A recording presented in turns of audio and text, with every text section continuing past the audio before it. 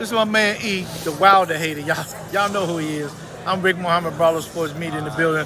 So what's your take on this Saturday night, Spence versus Ugas? It's going to be a big fight. First of all, before we get on the prediction of the fight, this press conference was real nice. I liked it. It was between two gentlemen in the sports, Ugas and Earl. It's a gentleman's sport anyway. Yeah, it was definitely professionalism. Yes, it's definitely going to be a good fight Saturday night. I like the style matchup in this fight because of the height-wise. Great boxers typically have a certain height, and both of these fighters are compatible as far as their height and reach. And you got to remember that Earl Spence works off a jab. If Salas, which is Ugas' head trainer, if he teaches, well, Ugas jab too, but if he teaches Ugas to use his jab as a counter mechanism to time Earl Spence's jab, it will offset Earl.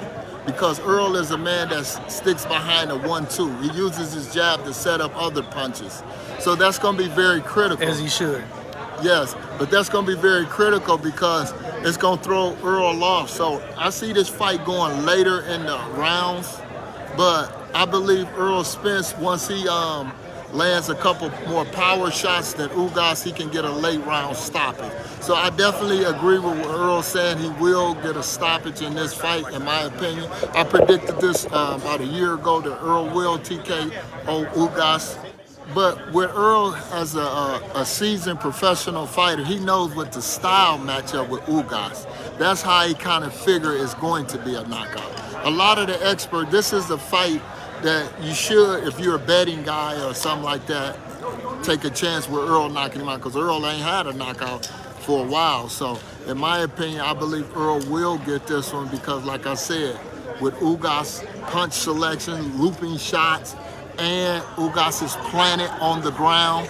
So once Earl double jab and push him back, he will have no leverage, and Earl can rip shots, and Earl goes to the body, to the head real good. So I'm looking for Earl to do excellent work as the rounds go on. I think this is a 3-1 odds too right now. Ugas is like a plus 350, so if you're betting, you make money on the underdog, of course. But from what my man E is saying, he doesn't see it happening with a Ugas win, but definitely a Spence stoppage. So you might want to check out what the odds are on what we call a proposition bet for the knockout Earl Spence in the later round. I would probably say somewhere between 9th and 12th round stoppage. Yes, That's I fair? agree. Because Ugas, like I said, with his style of jabbing and with him being as tall as Earl, it's going to offset Earl a little bit because Earl going to be looking to establish his southpaw jab.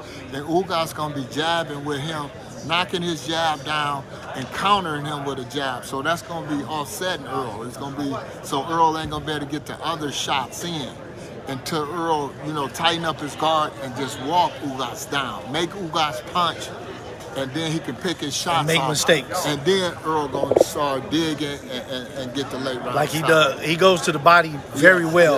Then he brings it back up top. Just like he's supposed to do. Yes, he does. So, I feel like you were saying, it's well matched up. This fight is probably tailor-made for Spence. No fight is easy, but I can say that I think this fight is tailor-made for Earl Spence for victory.